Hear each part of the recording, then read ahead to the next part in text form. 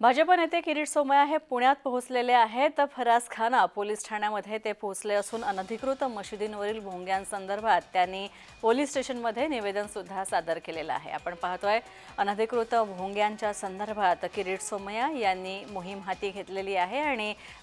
राज्यामध्ये ठिकठिकाणी ते भेटी देत आहेत आणि अनधिकृत भोंग्यांसंदर्भात ते निवेदन सुद्धा सादर करतात आणि याचाच एक भाग म्हणून किरीट सोमय्या हे फरासखाना पोलीस स्टेशन मध्ये गेले होते आणि त्यांनी अनधिकृत भोंग्यासंदर्भात पुण्यात फरासखाना पोलीस ठाण्यामध्ये निवेदन सादर केलं आहे। रोहन कदम आमचे प्रतिनिधी पुण्याहून आमच्या सोबत आहेत। रोहन, काय अपडेट्स या संदर्भात?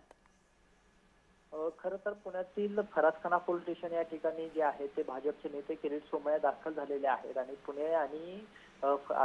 प्रामुख्याने फरासखाना पोलीस स्टेशनच्या अंतर्गतमध्ये येणाऱ्या सगळ्या मस्जिदी ज्या आहेत त्यांच्या माध्यमातून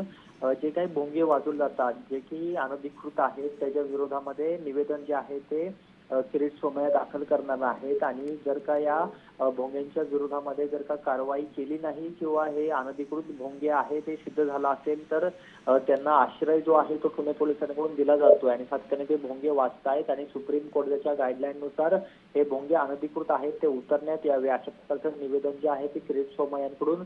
पुण्यातील फरासखाना पोलीस स्टेशन या ठिकाणी दिलं जात आहे आणि यानंतर देखील कोणतीही कारवाई जर का प्रामुख्याने केली गेली नाही तर का मोठ्या प्रमाणामध्ये आंदोलनाचा पवित्रा जो आहे तो किरीट सोमय्या यांनी पुकारलेला पाहायला मिळतोय। यापूर्वी देखील अनेक शहरांमध्ये अशा प्रकारचं निवेदन किरीट सोमय्या यांनी दिलेलं आहे आणि तिथे देखील आंदोलनाचा पवित्रा किरीट सोमय्या यांनी दाखल केलेला आहे। परंतु पुण्यामधला हा सगळा फरासखाना पोलीस स्टेशनच्या अंतर्गतामध्ये येणारा भाग जो आहे तो प्रामुख्याने या सगळ्या बाबतीमध्ये महत्त्वाचा ठरणार आहे, कारण का पुणेश्वर मंदिर असेल आणि त्याच्या बाजूचा दर्गा असेल ह्या सातत्याने मोठ्या प्रमाणामध्ये वादाचा